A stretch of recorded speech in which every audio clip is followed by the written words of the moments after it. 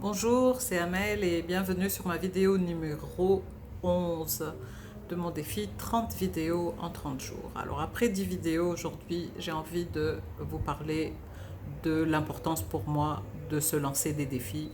Et en fait, je pense que ça devrait être une routine ou quelque chose qu'on devrait observer dans notre quotidien. Pourquoi? Moi, je vois trois raisons pour ça. D'abord, la première raison, c'est que se lancer un défi permet une introspection. Alors, combien de fois dans la vie on s'arrête pour se demander qu'est-ce qu'on a réalisé, qu'est-ce qu'on a accompli, quel est l'impact qu'on a sur l'environnement, sur les autres.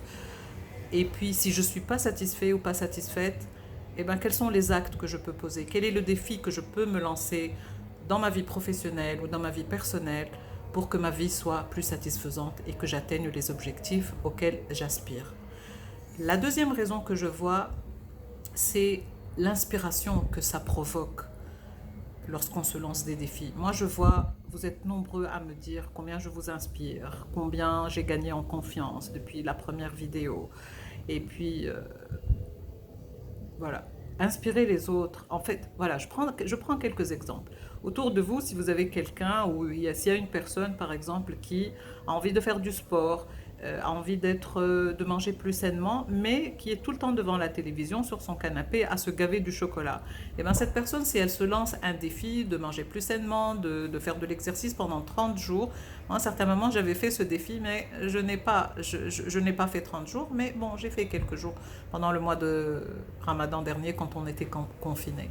Et donc cette personne, si elle arrive à réaliser son défi, elle va vous inspirer, elle va inspirer son entourage. Son entourage va voir un changement dans son attitude, dans son comportement, dans la motivation qu'elle a, et ça va les inspirer. Ou une personne, par exemple, qui n'a pas confiance en elle et qui se lancerait un défi.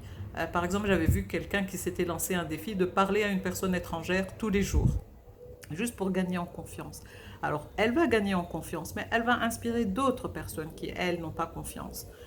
La troisième raison que je vois, c'est la fierté que ça nous donne d'atteindre nos objectifs ou de réaliser des défis ou de mettre en place un défi et de, de tenir le coup et puis de faire tous les jours ce qu'on s'est dit de faire ou les objectifs qu'on a posés.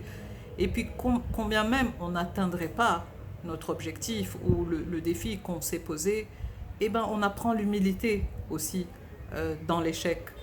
Pour moi, je vous l'ai déjà dit dans d'autres vidéos, je ne vois pas d'échec. Je vois une manière de grandir, une manière de pouvoir changer, de poser des actes différents. J'ai atteint, ok, je me suis posé un objectif, je n'ai pas atteint le résultat que j'attendais, mais j'ai obtenu un résultat.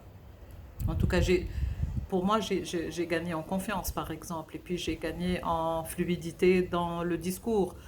Et voilà, pour moi, ça n'a pas de prix. Voilà. Donc, c'est tout pour aujourd'hui.